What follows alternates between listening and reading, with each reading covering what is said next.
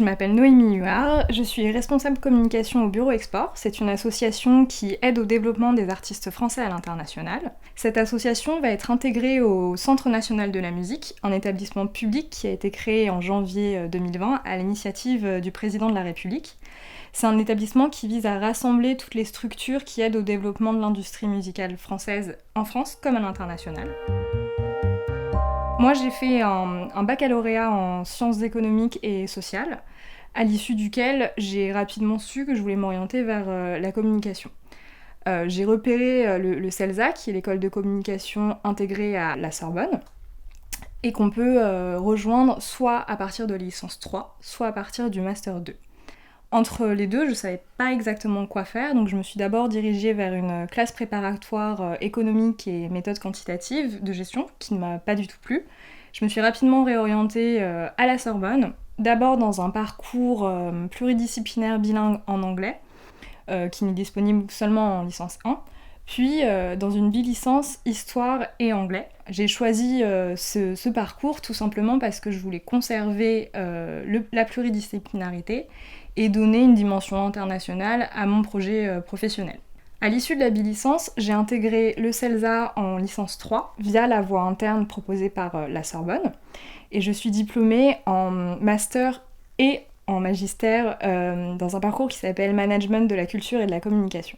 Pour réussir dans vos études, il ne faut pas hésiter à être curieux, aller au-delà des recommandations de la faculté, lire des documents qui vous intéressent, voyager, mais aussi aller à la rencontre des étudiants étrangers en échange à la fac, et mobiliser ses compétences au sein des associations universitaires ou des jobs étudiants.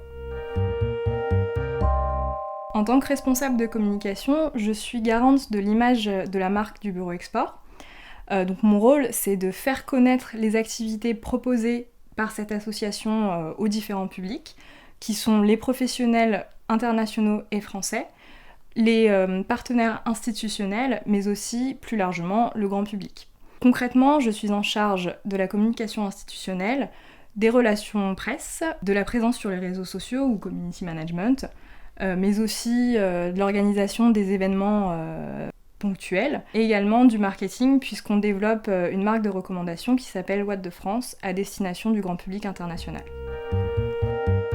Au quotidien, mon métier nécessite d'être organisé, rigoureux et créatif, et j'utilise les compétences acquises au sein de ma formation, à savoir la langue anglaise, autant de la traduction que de l'interprétation, mais aussi un travail de veille de marché qui mobilise une analyse, une capacité de synthèse et de rédaction. Plus globalement, la double licence à la Sorbonne m'a permis une très bonne compréhension des marchés anglo-saxons.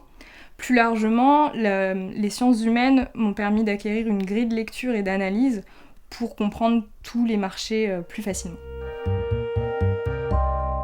Donc je garde en souvenir de la fac de très belles rencontres, à la fois amicales mais aussi professionnelles, à travers tous les intervenants que l'on rencontre dans notre parcours. Et il faut garder en tête que c'est déjà se construire un réseau qui nous servira dans la vie professionnelle. Quand on est étudiant, on ne se rend pas forcément compte de l'intérêt d'un cours et de ce qu'il apporte de concret sur le marché du travail.